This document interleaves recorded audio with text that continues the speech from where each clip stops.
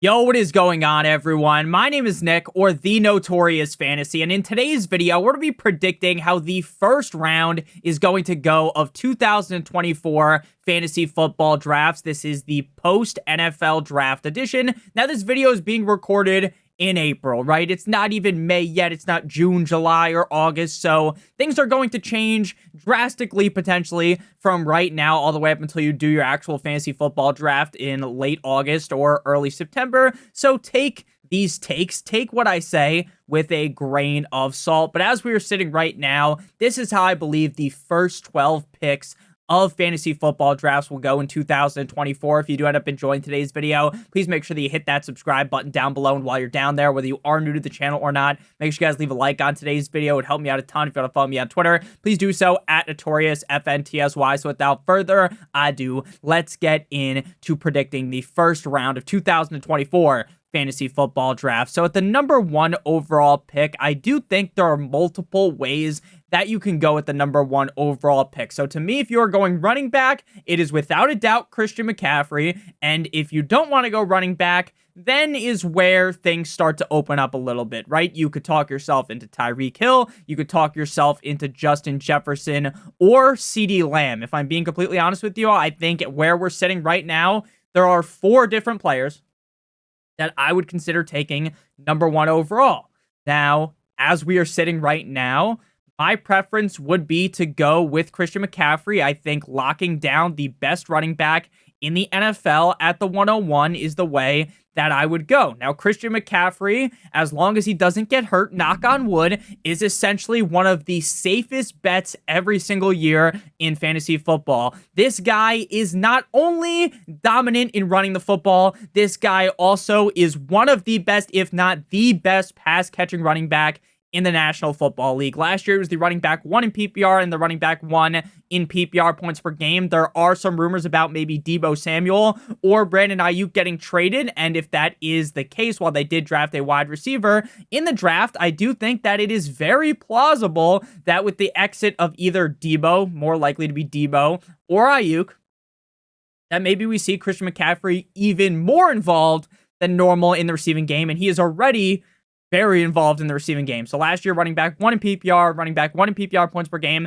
16 games played, 272 carries, 17 per game, number 2 running back, 1,459 rushing yards, 91.2 per game, number 1, 83 targets, number 4, 67 receptions, number 3, 564 receiving yards, number 2, and 21 total touchdowns. First at running back, 4.9 true yards per carry, 5.4 real yards per carry, 5th at running back, 6 yards per touch, 3rd, 1,287 yards created, 1st, and a 34.6% dominator rating, which is a running back's percentage of team total yards and team touchdowns generated on offense, ranking 4th. Christian McCaffrey is the complete package. I don't need to sit here, get down on my knees, and give this guy the Gawk Gawk 9,000 special for you guys to know how great Christian McCaffrey is. And for me, as we are sitting right now, he would be my 101. Again, you can have a debate about it. I definitely get it. Not going to sit here and say, oh my gosh, it has to be Christian McCaffrey, because again, there is a debate to be had there, but I do think right now Christian McCaffrey would be my 101. At the 102, we got Tyreek Hill. Now again, there is debate between Tyreek Hill. You might like Justin Jefferson better. You might like CeeDee Lamb better. Right now, according to Sleeper ADP, Sleeper is actually Sleeper.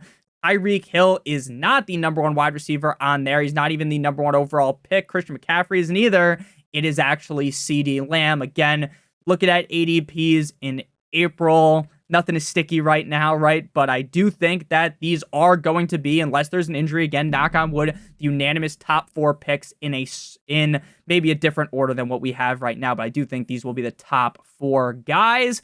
Tyreek Hill, wide receiver of the Miami Dolphins, again, the 102, wide receiver 9 last year in PPR, wide receiver 2 in PPR points per game. It is important to note that while Tyreek Hill played 16 games when he got hurt in that Tennessee Titans game, he did return shortly after and did not really look the same after hurting his leg. Things didn't go the best for Tyreek Hill, so I think given maybe he played out the season fully healthy, I think he would have surpassed 2,000 receiving yards. He had 1,799 receiving yards, 112.4 per game, ranking first at wide receiver. He had 171 targets, over 10 per game, number 3, 119 receptions, 7.4 per game, number 2, and he was the wide receiver 2 in PPR points per game, wide receiver 9 on the season, 13 total touchdowns. I know a lot of people like to make fun of Tua Tagovailoa about his arm, this, that, and the other thing. Well, guess what? Tyreek had the 5th highest target accuracy. He was first in yards per route run. Now, he did have a bit of dropsies last season as a Dolphins fan that did kind of make me a little bit angry, but he was also number 1 in route win rate with a 65.9%. So Tyreek Hill's another guy where we don't have to sit here and just slob on his knob like corn on the cob. Everyone knows how great Tyreek Hill is.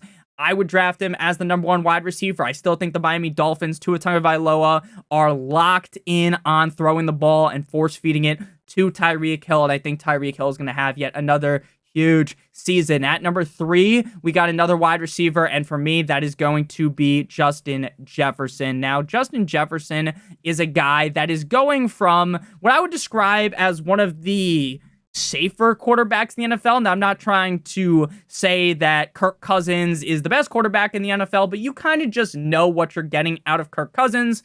Unless the game's in prime time, then the guy's probably going to have shit running down his leg.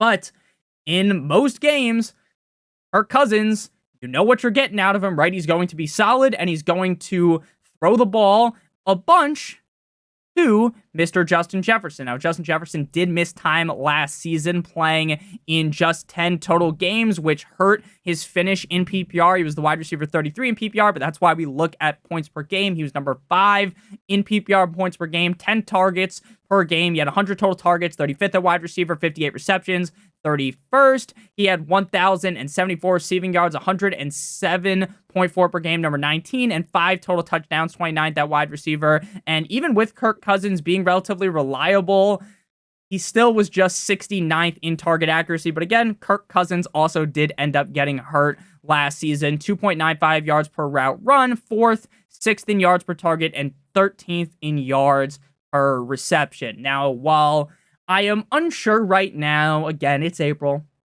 if I would project 100% that J.J. McCarthy will be the starter in game number 1. But what I will tell you is I think if you run with Sam Darnold for 4 or 5 games, you're a little crazy, right? I think 2-3 games in, it'll be very clear that the team should go with the rookie quarterback in J.J. McCarthy. I am not a J.J. McCarthy truther. I don't think J.J. McCarthy is the most amazing quarterback. But at the end of the day, with a rookie quarterback, when you have a wide receiver like Justin Jefferson, we already know how this is going to play out.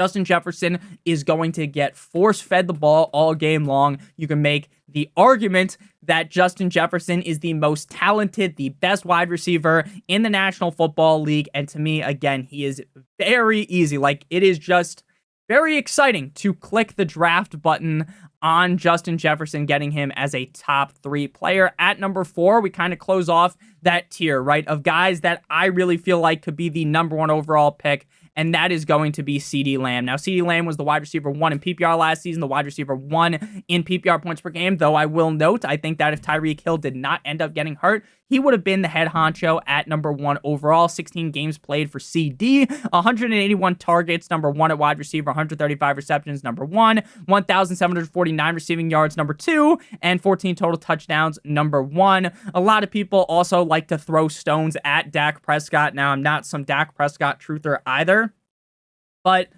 Dak Prescott is competent enough to feed CeeDee Lamb. This is a team that I thought would address the wide receiver position potentially early in the draft, and that did not end up happening. So we're going to be getting a very healthy dosage of CeeDee Lamb yet again in 2024. 6th in target accuracy, 5th in yards per route run, 9th in dominator rating, 9th in route win rate.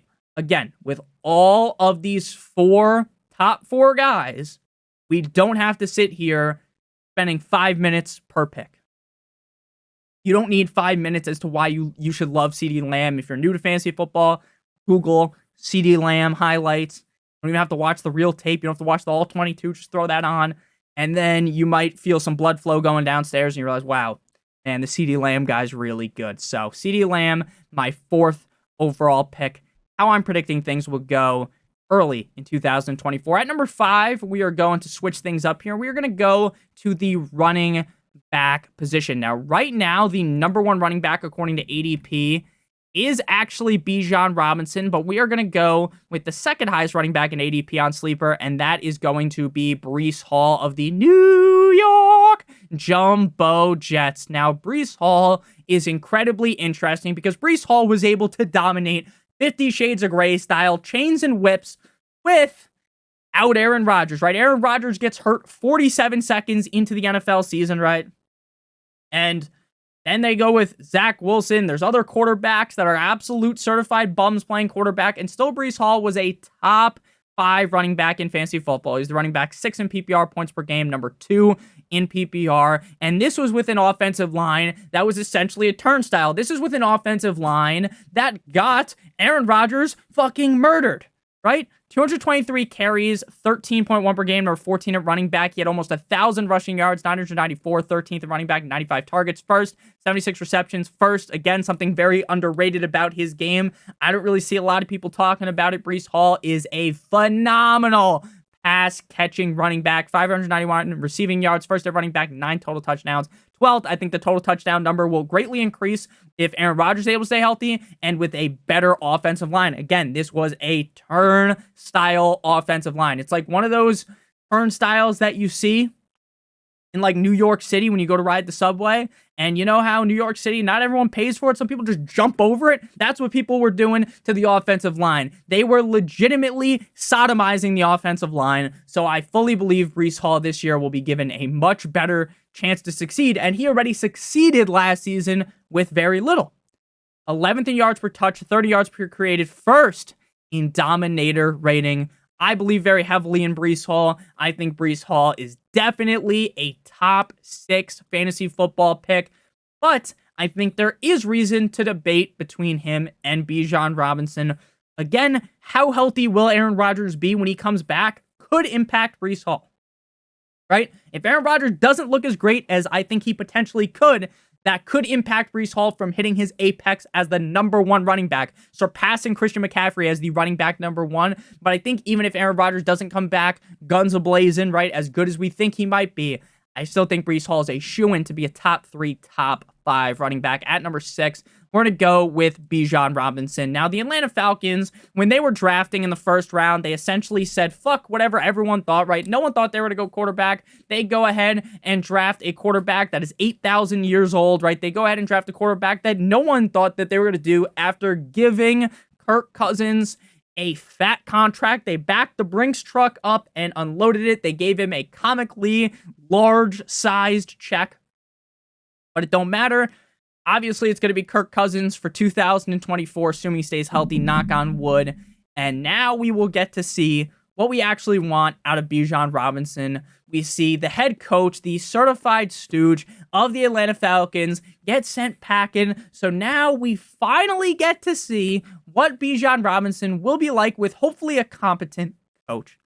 So Bijan Robinson, running back, 9 in PPR last year, 16 in PPR points per game, tied with Derrick Henry. 17 games played, 16 starts in his rookie year. He was 19th in carries, which is just absolutely ridiculous considering how high they fucking drafted him in the 2023 NFL draft and how much, based on how much skill Bijan Robinson has, that was basically just disgusting. They gave him a swirly. They gave him a rinse there in Atlanta last season. 976 rushing yards, 15th, but he's also great at catching passes, 3rd in targets with 86, 6th in receptions with 58, 487 receiving yards, 4th, and 8 total touchdowns, 20th, 16th in true yards per carry, 9th in yards per touch.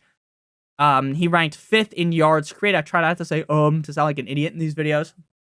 Well, he did it once so far, so considering I haven't really been making videos recently. Certified stud. Pause. 16th in terms of dominator rating. I pause that. But yeah. So Bijan Robinson, again, this is another guy that last season, there was legitimately people lining up. It was like a glory hole. People just lining up to suck this man dry. Pause. And I was kind of a part of the bandwagon, right? Really loving Bijan Robinson. And I think I've fallen back for him again.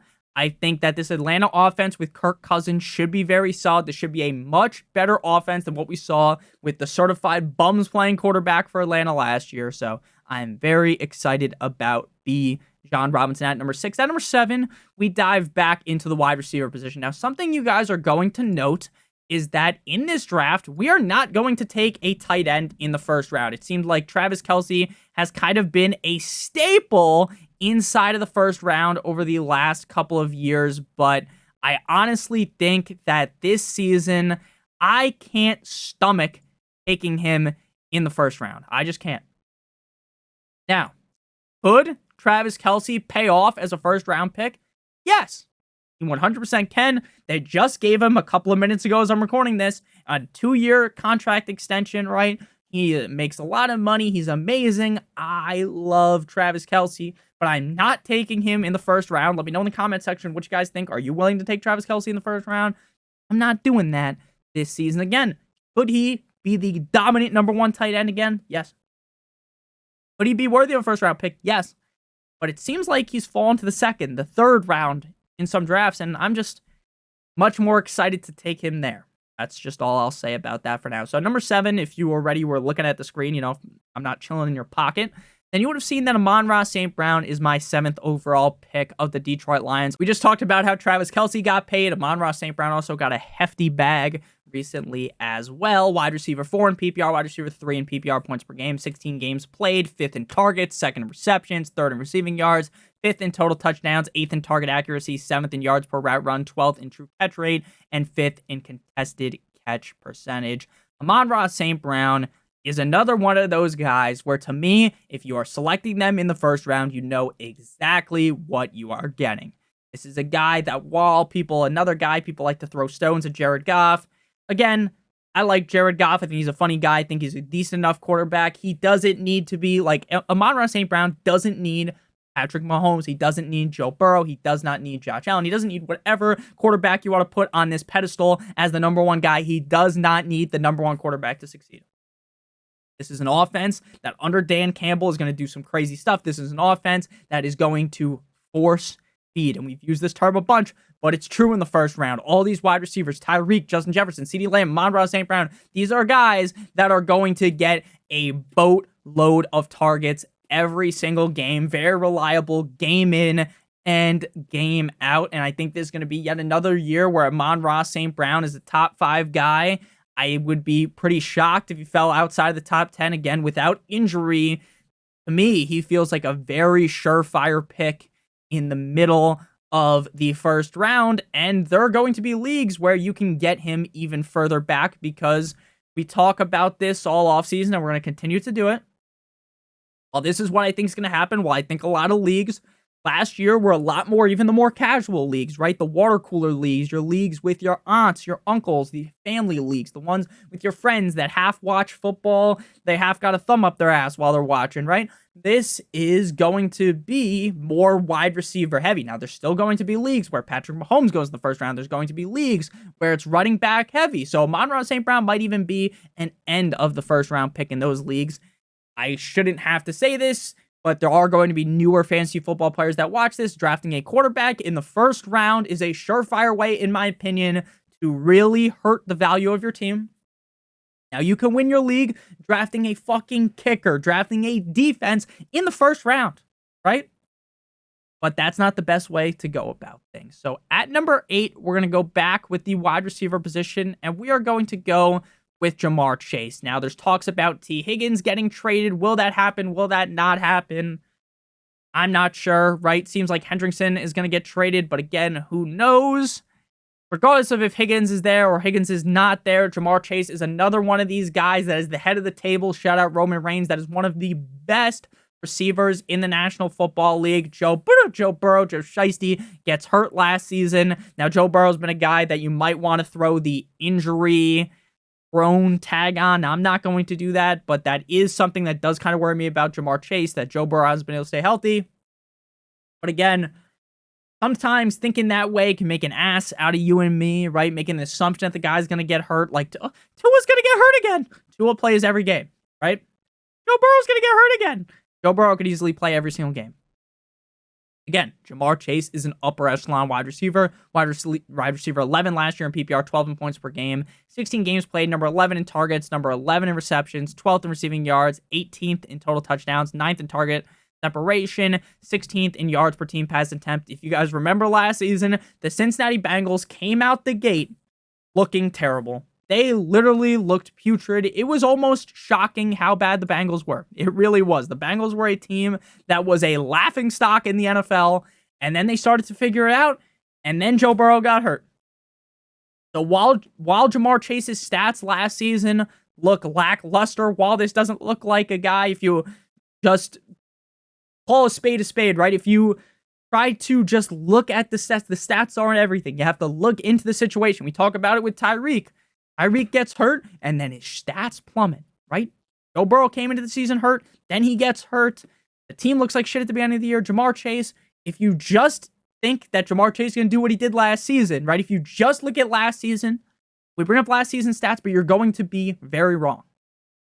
If you just read into it, oh, he was just the wide receiver 12 in points per game last year, he's going to do that again, you will be very, very wrong, most likely. At number 9, we move to Jahmyr Gibbs. Now, Jahmyr Gibbs was a guy last year that I was pretty onto Jahmyr Gibbs as well as David Montgomery. Definitely more on David Montgomery, but I still like Jahmyr Gibbs.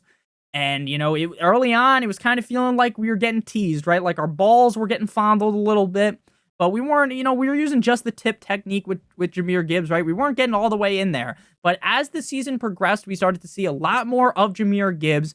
And this is a guy that, while I don't think he will ever be getting 16, 18, 20 carries a game, something ridiculous, right? I think he's very surefire that if he's getting 12, 13 carries a game, he's getting his 4 or 5 targets a game. With the carries, this is a guy that doesn't need the most amount of carries to be successful in fantasy. This is a guy that runs lightning fast. This is a guy that when out in space, you'll see him for a second, and then he's fucking gone, right? The guy that is incredibly talented, running back 10 last year in PPR, 8 in points per game. Again, with David Montgomery playing so well. He had just 3 starts last season. I think he's going to get a lot more opportunities to start this season, and I think that's why you got to kind of lock him in as a top 10 pick. Again, just 12 carries per game. That's okay, because with just 12.1 carries per game, he was getting 63 rushing yards per game.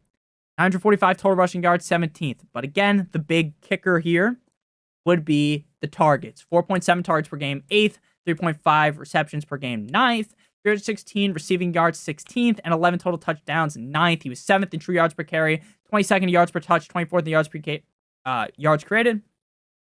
He was only 25th in dominator rating, but again, I think with a higher usage, like with them kind of dipping back on David Montgomery, kind of phasing him out a little bit more, I think that the ceiling is very, very high for Jahmyr Gibbs. Now, at number 10, we have a guy that I am kind of iffy on as we are sitting here right now. Right now in April, I'm a little iffy on this guy, and that guy is A.J. Brown.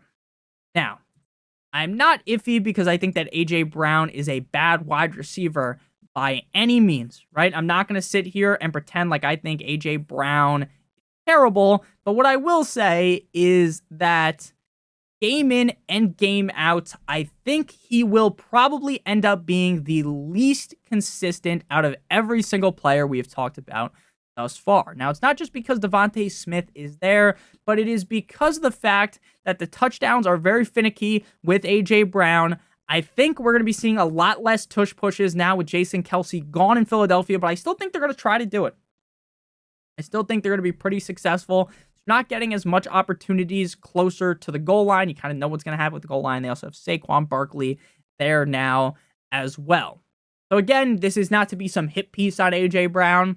I am just trying to predict how I think things are going to go. I still think people are going to want to draft A.J. Brown in the first round. I still think A.J. Brown is worthy of a first round pick. But when I'm at the 110, I'm not sitting there thinking, okay, if I'm here in 10 drafts, I'm doing 10 drafts, I'm drafting A.J. Brown 10 times. Now, I don't think you should do that with any player, but I wouldn't even say, hey, I want to draft A.J. Brown 5 times, right? I'm sprinkling him in there with the other pieces that I think should be going around him. Now, again, this is not meant to be me besmirching the name of A.J. Brown. This guy was the wide receiver 5 in PPR last year, wide receiver 8 in PPR points per game, 17 games played, 9.3 targets per game, 8th at wide receiver. He had over 100 receptions, 7th at wide receiver, 5th in receiving yards, 18th in total touchdowns. He's a great receiver with a quarterback that I think's pretty good, right? Better than a lot of people give him credit for. And Jalen Hurts, 10th in target accuracy, 9th yards per route run, 7th in yards per team pass attempt, 15th in dominator rating.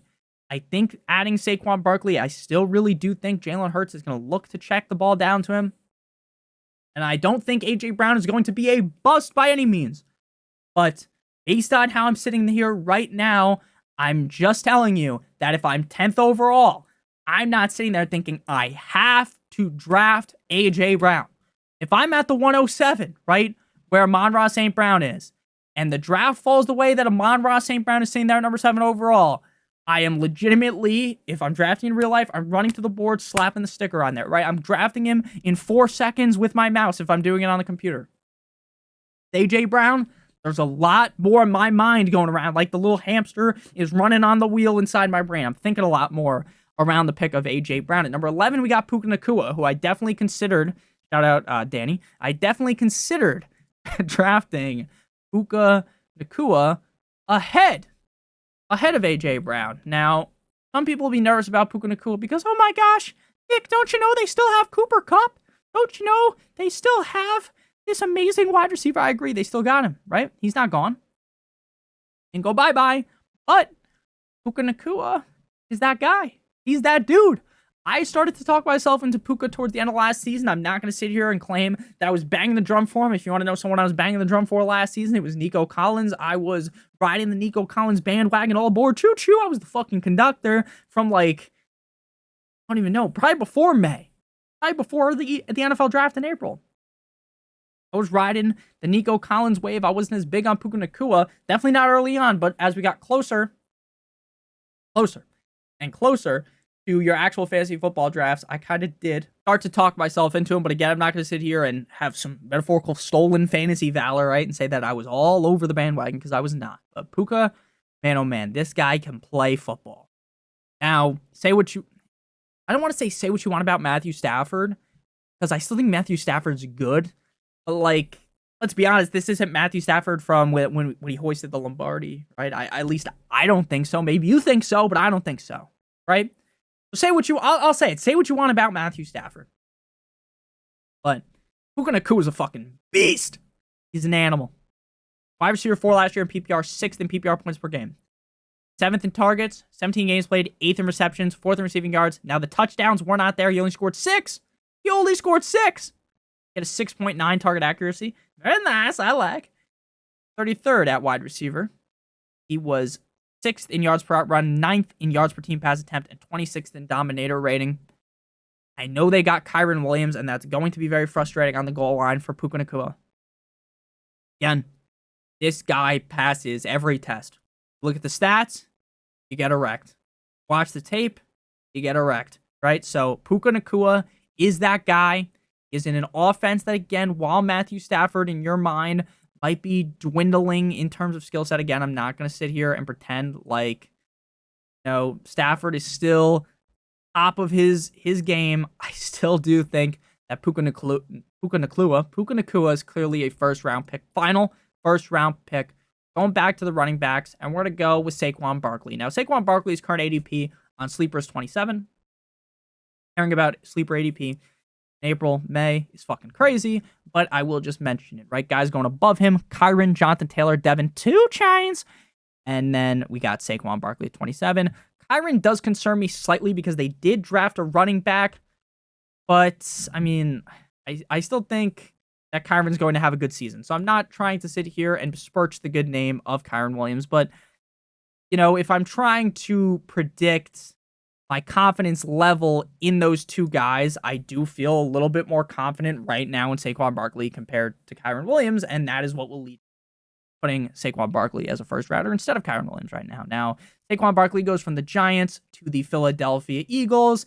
Every Giants fan is basically slaughtered by this. I live in New Jersey. I'm a Dolphins fan. You can see Dan the Man Marino over there. You can see anything my fiance made. Very nice. Shout out to Nicole of the Dolphins logo, and then I got my light up Dolphins logo back there. Love the Dolphins. I've been a Dolphins guy my whole entire life.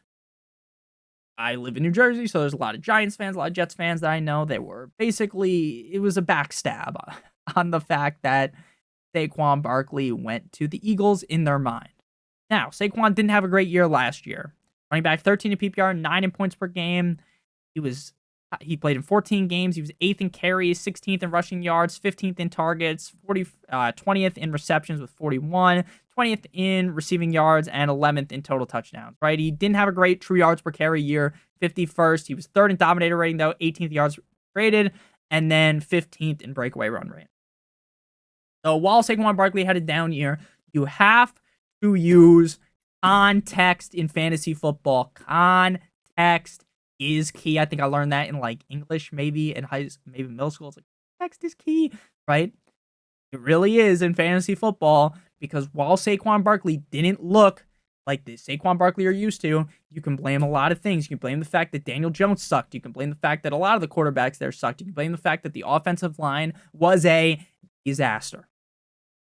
So again, this is why you have to take that into context. Just because Saquon Barkley, and even the film, just because Saquon Barkley didn't look amazing, just because he wasn't feasting like Ezekiel Elliott in Thanksgiving dinner, like what I'm going to do when I go to a buffet in Las Vegas for my bachelor party in a couple of months, what I will tell you is that Saquon Barkley still has it. Saquon Barkley is still an elite running back, in my opinion, and I think Saquon Barkley on the Eagles, while it's going to be frustrating when that bastard Jalen Hurts is finessing on the taint of the center, and he dives straight over there and scores a touchdown. It's going to piss you off for being a Saquon Barkley owner. At the end of the day, I still think that Saquon Barkley is going to be great. Shout out Tony the Tiger in Philadelphia. So let me know down below in the comment section what you guys think about my early first round prediction. Do you think, Nick, this is crazy? You only had 1, 2, 3, 4, 5 running backs in the first round. In my league, there's going to be 8 running backs in the first round. Now, that is something that is very plausible. But hey, maybe you're like, Nick, I would not take Saquon Barkley at the 112. I would rather take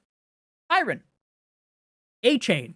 I would rather take Nico Collins. I would not do that, but that's kind of where he's ranked. Garrett Wilson, right? Those are the other guys that are ranked in this range. So I'll just say it real quick. The other guys that we have not selected here, according to Sleeper ADP, the guys below this. So in this range, no way in hell I'm taking Nico Collins in the second round right now, or the early second round.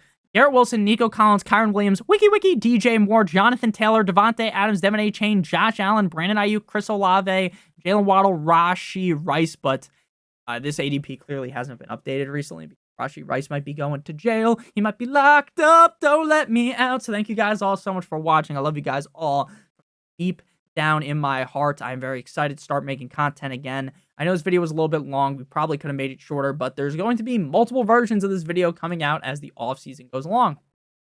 We'll probably do an edition late in May, then in June, then in July, and then in August, I'll probably rip this video 2-3 times, right? Because things change so heavily from early August, middle August to the end of August to early September when you're actually drafting. And then we'll probably end up doing a version that's a little bit longer, right? Predicting the first round. Instead, we'll do the first 2 rounds or the first 3 rounds, the top 36 picks, right? 12, 24, 36. Quick math. So I love you guys all so much, genuinely. Hope you guys all have a great rest of your guys' day. If you missed out on yesterday's video talking about the biggest winners of the 2024 NFL draft for fantasy football, make sure you guys check that out. It's probably on your screen somewhere. I love you guys all so much. Hope you have a great one. And as always, good boy.